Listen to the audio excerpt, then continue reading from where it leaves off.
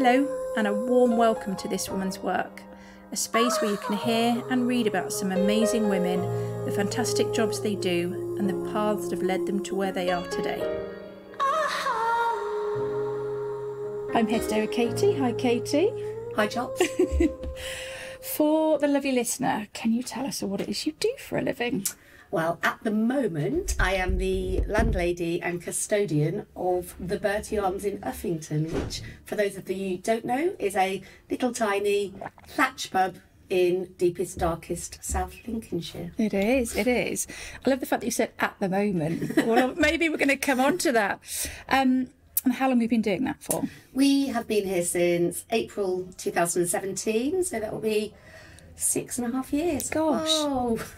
That is, Oh, yeah. Yeah, okay. Wow, a lot's happened to both of us in that time. Okay, so this is where I then track right back and we go, Katie, young, school, college, what were you like? What were you into? I think, truth be told, it was a bit of a nightmare. I loved school. Okay. School was my happy place. It was the place where I got together with my friends. It was the place where I played sport. It was the place where we had all our fun. Perhaps not a lot of schoolwork went on. Right, so academia wasn't... Yeah, as every single school report said, Katie's very able, Katie should try harder. Right. Katie's very able. I think I always had the ability, but not always the incentive. And, yeah, and actually I was too busy having fun to really worry about grades. Okay, and your parents, were they like? Well, they were always a little bit miffed, they were always thought that I could have tried harder, but I had a great relationship. Well, my mum's still around, my dad passed away about 11, 12 years ago, and me and my dad were sort of cut of the same cloth. So if you're having fun and life's going your way, crack on. Brilliant. Absolutely. Okay. Right. So I did okay in GCSEs. A-levels, a bit of a write-off. I think A-levels, you just do them at the wrong time, don't you? You 17, do. 18. What did you pick? What did you do? I changed my mind so many times. So I started with psychology, English and communication studies. Gosh, that's not bad for what you do now, though, is it? Yeah, not bad. But then I got behind on my English literature coursework. Yeah. So then I swapped that and did a sort of introduction to nursing course because that was a much lower effort required. So I managed to scrape through with my A-levels. I think I got, not dreadful, I think sort of CCB or something. That's like okay, that. blimey. But they weren't the most academic. And then decided that I actually quite liked nursing. I quite liked spending time with people.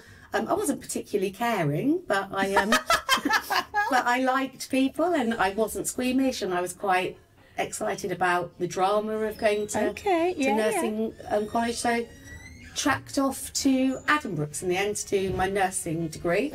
So this is 18? 19. I took a 19. year out. Gap year. So wasn't a gap year then, they didn't have them. I was supposed to do the last of the old nursing qualifications and I was supposed to go to Barts in London. But they cancelled it and went on to the Project 2000 system. And then Addenbrooke started a degree post. Okay. So took a year out, worked for my dad, who was a second-hand car salesman. So I sold second-hand cars. You would be amazing at that. So I loved it. I bet you sold a ton of cars, didn't you? And had a year doing that, and then went off to Addenbrooke's in 1993. Wow. I know, scary, isn't it? So you did to do a degree, you did a full degree? I qualified, sort of converted it at the end. Yeah. So it started off as a Project 2000, then they introduced the degree it ended up being a 3-year course. And at the end of the 3 years, we were merging with Homerton University, which was one of the Cambridge universities in Cambridge. And they were looking for a full-time member of the student exec board to integrate nurses into university life. Right. Which I thought was perfect. Yeah. For me. So I took a year out on a sabbatical. I did some rotational nursing posts within it, sort of a couple of days a week just to keep my registration current. But basically for what was supposed to be a year and then turned into 18 months, just organised parties. Again, it was brilliant. Great. Yeah. So I was in Cambridge in total for about 7 or 8 years. Wow, okay. Properly in Cambridge. In Cambridge, yes. Oh, what a brilliant. And also being paid to organise parties, which was just great fun. Living in student accommodation. Brilliant. So, yeah, cheap as chips. Yeah. Well, most of it was subsidised. So it was a brilliant 18 months.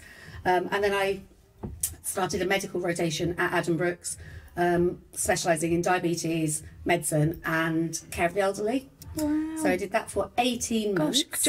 What made you pick those as a... I don't know. I think because I'd done medicine on my rotation whilst I was doing my sabbatical, it was an easier place for me to get a promotion. Right. So I knew that I wouldn't have to go back onto surgery, start again. Right. So it sort of worked. It was quite tactical. Yeah. Always enjoyed the sort of endocrinology and diabetes side of things. Just, things have changed drastically since then. Yeah, gosh, yeah. And care for the elderly. I mean, how lovely. Yeah, I love care for the elderly. Everybody thought it was really dull, but there are hours and hours that I could listen to people. Although I have to say, we'll probably come on to it, but I did a return to nursing later on, and nursing's not the same as it was then. No, it's a different world. Yeah, different world. So I finished my 18 months rotation. Then obviously paying Cambridge rent prices. Thought I'm never going to be able to afford to buy anything in Cambridge. Yeah. So decided to head back to Stamford to look for a community job, sort of maybe at a practice or as a community nurse, and happened to spend a little bit too long in the periwig. I love it. And instead of getting a nursing job, I was offered a job there as assistant manager. Wow. So so that sort of ended my first foray into nursing quite abruptly when I realised actually I really loved hospitality. Yeah. I love everything about it. It's hard work, but there's not a job that's more fun. So I was at the periwig for a couple of years, and then the guys that own the Need Group, as it is now, not as it was then, bought a pub in Bourne, and I'd grown up in Bourne, and asked me if I'd like to go over and be the landlady over there. So I went over to Bourne and opened the pub as the landlady in 2002, 2003, right, something like that. So until so it was just after we got married. So we got married in 2003. So I think probably it was 2000, end of 2004. We sort of decided that if I was going to be running pubs and James was going to be farming, this was never the twain shall meet. Ships in the night. Yeah, it was ridiculous. So obviously, I did want to come back to Stamford as well. I had a great time in Bourne, but it was time to come back. Yeah. Handed my notice in and got a new job selling wines and spirits. Oh. And just not for me. Right. Not for me at all. I thought... face-to-face selling or more kind of corporate? I thought I was going to be selling amazing products and fine wine, and I was going to be sipping Dom Perignon and... Yeah, amazing. I really wasn't. I was arguing over 2p on the bottle with trying to sell to just different sorts of people. It just didn't sit. You didn't see the nice side of people in that kind of role. And I don't think, if the truth be told, I'm hard sales. I think I'm soft sales. Yeah. I don't think that I'm very good at going in and fighting for business. I want, when any suppliers here, I don't care about the odd couple of pence. I'm more about the people that I want to deal with. Yeah. And that was very much how I wanted to be treated. And it doesn't actually happen that easily, does it? But I'd never done sales, so I had no idea. Wow. So that was a very short-lived career. I think that was probably about 3 months. And on the day that I handed my notice in there, about 3 days later, I found out I was pregnant. So, gosh, you're the second person that said that. They handed their... Oh, are you the third? This is almost like handed the notice and then found out they were pregnant. Yeah. I mean, what timing? And also embarrassing when I've just told you that I do actually sort of have a semi-medical background.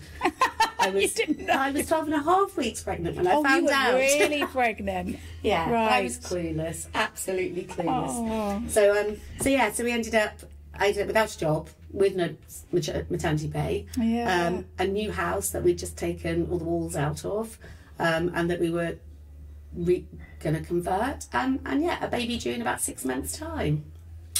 So so then that was 2004. So you tried to figure out how. 2004, and Ted was due to be born in 2005, and unfortunately on that November, December time, my husband's dad had an awful farming accident and lost both of his eyes and a large proportion of his face, and was in hospital for a very long time.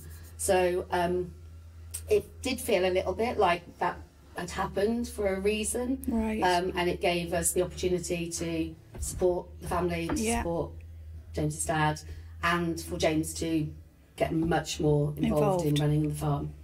So yeah, gosh, that's everything at once, isn't it? Yeah, pretty much. Although equally for James's parents, I guess maybe knowing that a little one was on the way, it's hope, isn't it? Yeah. It's something positive in to be honest, a dark time. It was a dark place. I mean, for a week, 10 days, it was so touch and go as to whether or not he was actually ever going to make a recovery, let alone what standard of life he would have. And obviously, you know, see him around the village. You know, he's an amazing chap. He's in his 80s now. So positive. Yeah, absolutely. Yeah. And you can't, that's either in you or it isn't, I think, isn't it? Absolutely. I think as you get older you realise that. He honestly believes that his faith is what brought him through. Yeah. So Ted was born, and then you were sort of very much just sort of supporting James. Yeah, so did you dally in anything else during those? I always did a bar shift a week, right from them being very, very small, and made sure that it was... You needed that for you. Absolutely. Apart from the bar shifts, I stayed at home. Yeah. I did a bit of work on the farm. I'd do an occasional tractor shift. Yeah. I'd do a little bit of... My dad was still around at that point, so I'd do a little bit of car running from him, picking vehicles up, dropping them off. Yeah, I was basically... You were a support to everybody else. Yeah, well, and lots of hospital appointments and things like that for James's dad still.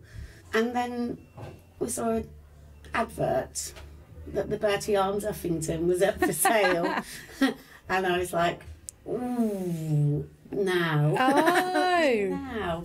We weren't really in the market for a pub. No. We'd always just said, if it ever came up for sale, we'd certainly do our best to give it a go. Yes, but didn't expect it to come up for sale, and certainly couldn't afford it. Yeah. In a fortunate for us turn of events, in order to have the mortgage approved, the mortgage company sent out a valuer. Right. And when the valuer came and went through the books and everything, the state of the building, right, the state of repair, the fixtures and fittings, she actually valued the business at negative £150,000 of what it was advertised for. Wow. And was this valuation done for the person that was trying to buy it? For us, we'd asked we'd asked for the valuation just to see what mortgage we could get. Yeah. Which changed the things quite a bit. Yeah. Got the keys on something like the 9th of March, I would say. Yeah. And we wanted to be open for the Easter. Yes. And the Easter was like a month away. 5 weeks later. Yeah. So But you were a woman with a plan, weren't you? Yeah, it was a crazy 5 weeks. I'd always been really worried about, turning 43 and putting on a bit of weight, and then all of a sudden I worked 18 hours knocking down walls, digging holes, breaking up car parks, smashing paving slabs. It was the best PT I've ever done. Yeah. So we eventually opened on Friday, Good Friday, on the 7th, I think it was the 17th of April, and we opened the doors. The kitchen wasn't ready to go. We literally were just selling. Well, I think the paint was still wet. The carpet had been fitted that day, and we just telling people to be really careful to not stand too close to the walls, otherwise they'd end up with emulsion all over their skirts. Yeah. And you had people from the village helping out, didn't you? It was a real sort of... On that 5 weeks that we had from when we got the keys to when we opened, I cannot even begin to tell you how many people saved our ass. Yeah. You know, there were people turning up on Sunday mornings to pull horrible fiberglass insulation out of ceilings to rip up toilets that have been there for 40 years. You know, the community support that we got was mind-blowing. Absolutely mind-blowing. And we had 3 years of everything going. Amazing. Wow, this is good. This is great. And then COVID, you know, and I can't even begin to think back to it now. It makes my brain scramble. I know. When it also feels like ages ago, but it wasn't. Yeah, no, it was like reconfiguring your life every 3 or 4 weeks, wasn't it? I remember so clearly on the day that they actually told us to shut the pubs, because it was the 20th of March and it was my birthday. And we were supposed to be having burgers here, and then we were all going into town to watch some dodgy band at Mama Liz's or something, and they cancelled the gig, and it was at about 7 o'clock. Boris actually said, "Don't go to the pub." And you know that moment when you go, they've actually said it. Yeah, you were hoping. Actually said, "Don't go to the pub." And close tomorrow. And it was also Mothering Sunday on Sunday, so we had 140 people booked in for Sunday lunch. We got everything ordered. Food. Everything was in the fridges. Everything was ready to go. I know you have a little life in you yet. I know you have a lot of strength left. I know you have a little life in you yet. On Saturday we had like a proper meeting of minds. So we all sat down and we were like, right, there's 5 of us here. We can phone around every single person on this list. We can go to cash and carry. We can buy takeaway stuff. We can deliver. We can do. Oh, bless you! And lots of people came to collect. We did a few deliveries on the Mothering Sunday, and then by the Monday we were up and running with takeaway every. Shut up! So hang on, it wasn't that quickly. I mean, obviously I was here, so I saw it, but it didn't feel. So that was the Friday. Yeah. By the Monday, you'd figured out. We'd done all our stuff for. Home deliveries. We borrowed a chilled van from the butchers, who very kindly lent it to us. We did takeaways every lunchtime and evening. We had all the slots allocated so that people could book in, place their order, collect their food. We got all my systems. We were, bloody hell. It was, it was, and then that next 18 months was just a never-ending sort of on off. There were so many rules. It was impossible. And with everybody with the best will in the world, they're all very good at behaving and obeying rules when they've had 2 pints. Yeah. And by the time they get to 4 pints, and you're going, I'm really sorry, you can only sit in groups of 6. People are going, what are you talking about? And you're like going... And also in the middle of all of that, I actually thought I was going insane, properly losing the plot. I was very tearful. I was highly strung. I was very anxious, and obviously just put all of this down. My sister was really ill. My sister got diagnosed with terminal cancer during lockdown, and all of this I just put down to stress until about 6 months later, when I went to see my lovely GP, and she did a blood test, and I just had a really quick menopause as well. So in the middle of all of it, there was me thinking that I was on the edge of a breakdown, and actually I'd had a super quick drop in all my hormones, and just started HRT. Oh my God! Really? What a game changer! Really? Yeah. Are we talking patches or? No, I always did progesterone tablets. Right. And then estrogel gel. Right. I didn't do the testosterone because it's a private consultation, never actually got around to having it done. For some weird reason, you have to pay if you want testosterone rather than... But can't that be a game changer? Yeah, it can, absolutely. And it's on my list. You've got to pay for it. On my list of things that I'm going to do one day is go and get a private referral. But yeah, the estrogen and the progesterone, honestly... How long when you started taking them, did they kick in then? I had to titrate the doses a bit. Probably a really, really quick improvement. Wow. But to get back to where I felt I was vaguely me. Yeah. Probably about 6 months. Yeah. Okay. So it was. And at this point, you're still in COVID, aren't you? Yes. You're still going through. Yeah. So if that's like you're saying, that's like the beginning of, what's that then, 2022? 2021? 2020, end of 2021 was when we sort of got back into it. And then on that last Christmas of 2021 was when they started saying again, oh, be careful. I know. But thankfully they actually sort of let it go. After COVID, so all the chefs had they'd worked through apart from that last bit when we were closed.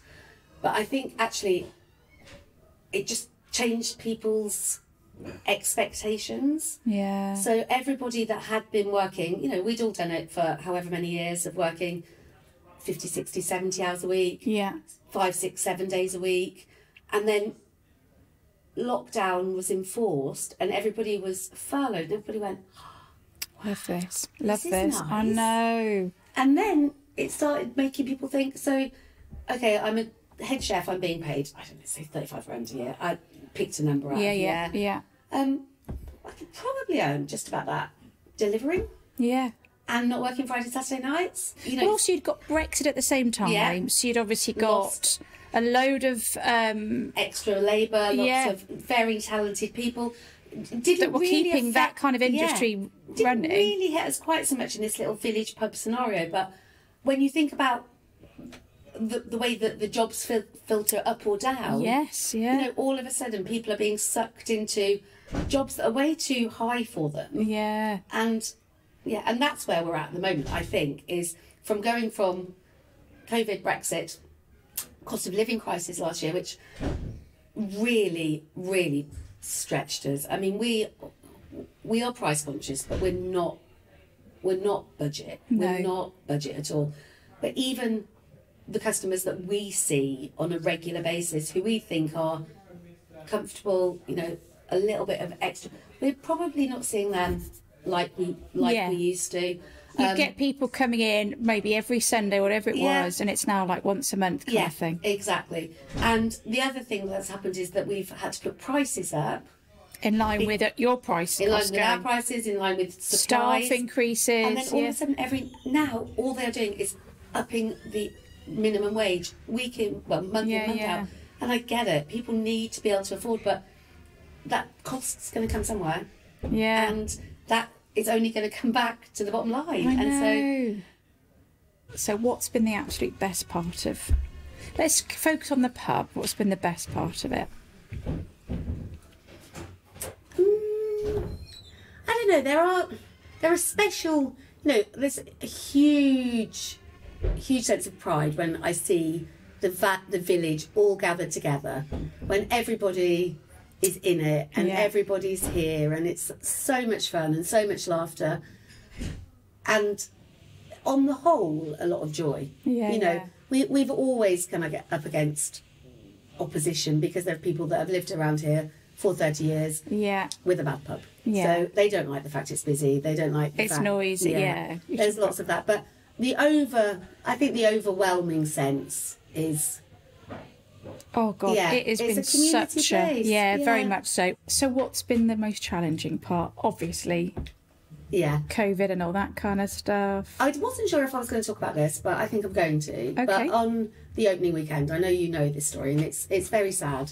But I listened to your mental health survivor podcast the other day, and it really made me think the more times you can say it, the better.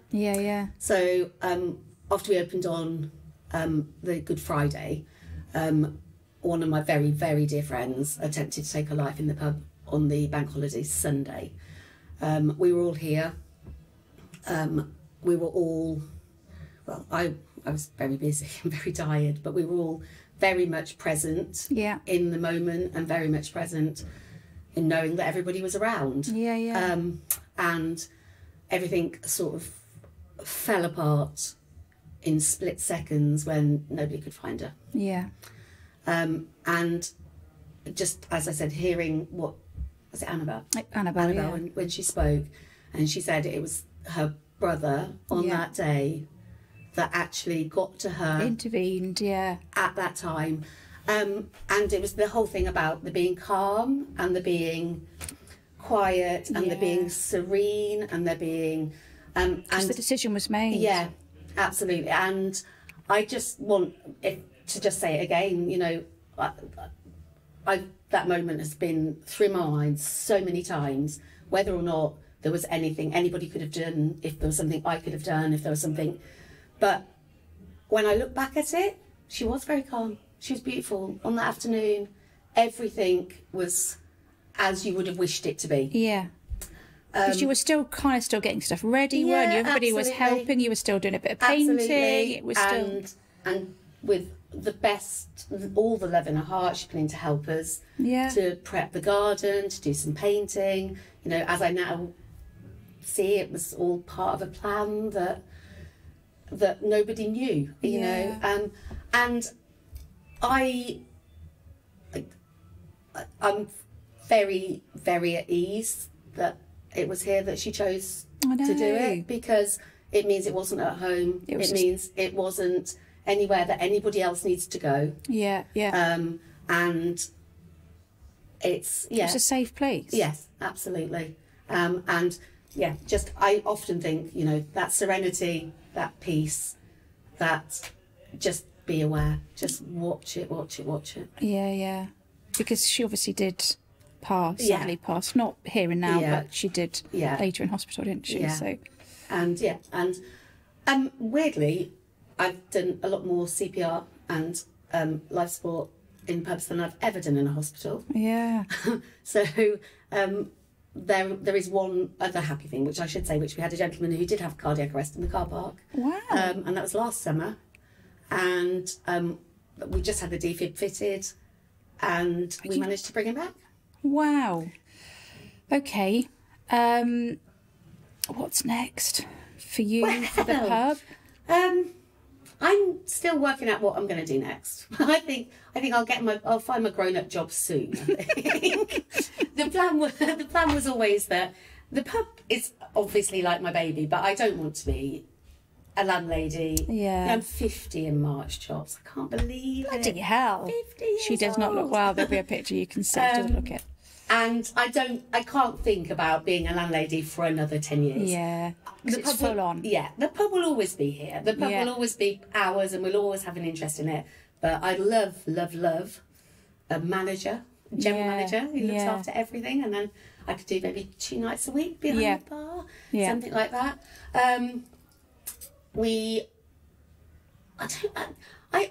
My absolute passion is fundraising. I love fundraising. Okay.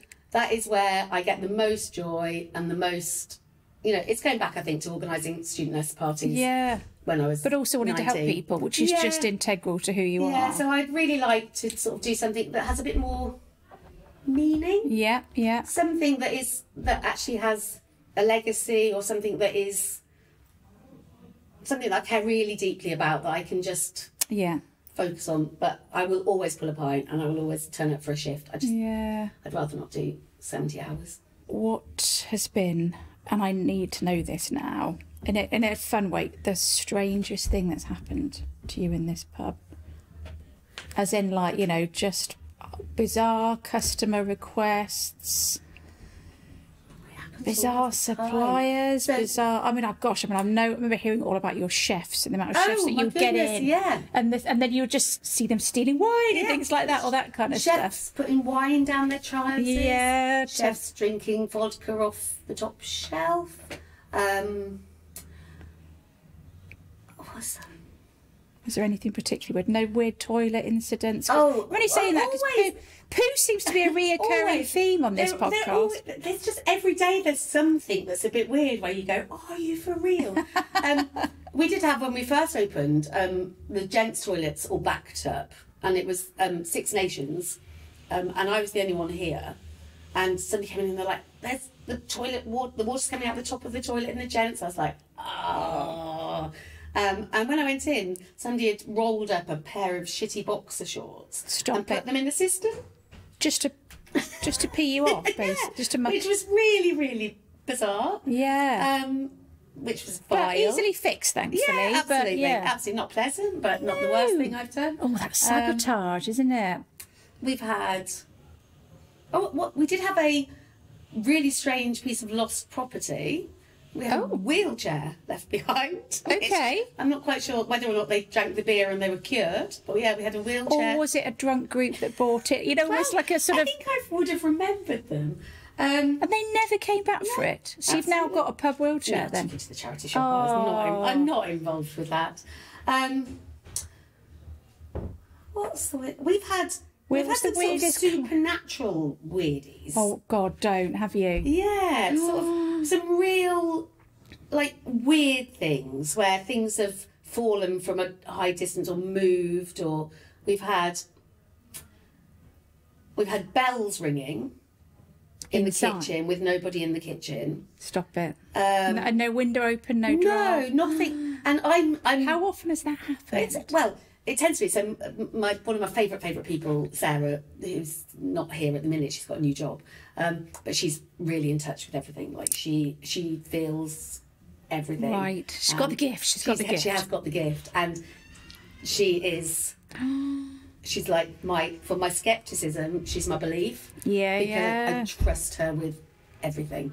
You know, she would not. Oh my gosh, she would not tell me these things, but she's seen a couple of figures downstairs. So there's one guy that stands at the doorway between the trolley bar and the long room, and he's very friendly. So the archway that goes through, down here. Yeah. So he's always there, but he's very friendly, and is never aggressive to anyone. There's a really naughty little girl up here.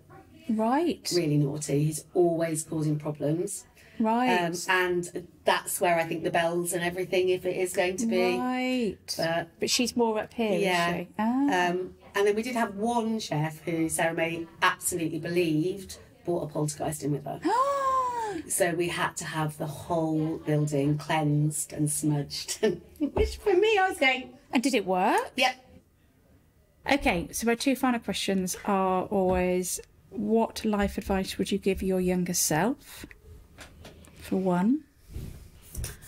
Could be any version of your younger self. Could be school, college. I probably should say work harder, try harder, but it's brought you to where you are today. Yeah, I did used to worry a lot what people thought about me. Yeah. I really did. When I was in my teenage years, everything.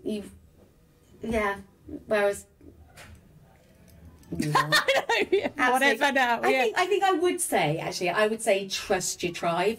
Yeah. You know, when they are your people, trust them. Yeah. Because they are the people that have your back. Yeah. And keep yourself surrounded by your tribe because, it's really important. Yeah, it is. So would that be my final question is always, what life advice would you throw out into the world? And would that be... Well, we do have life advice which is a bit of a standard mantra at home. Oh, okay. Which we say every time the boys leave. So Ted's now at university. Yes. So every time he goes to university, every time Joe goes out, my life advice is don't be a dick and don't do shots.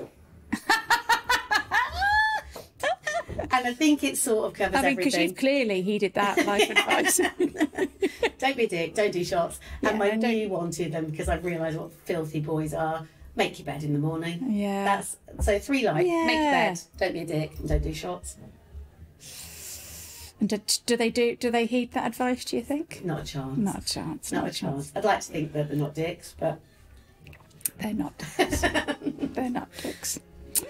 Thank you very much, Katie. Thanks, Chops. That was lovely. I'm sorry if I blabbered on. You haven't. That's been perfect. If you would like to hear more about this chat, see some behind-the-scenes pics and some personal profile pics, plus read about how to get started in this industry and or this role, then please go and support us on Patreon. The link is on this podcast page and across all of our socials. Sincere thanks in advance.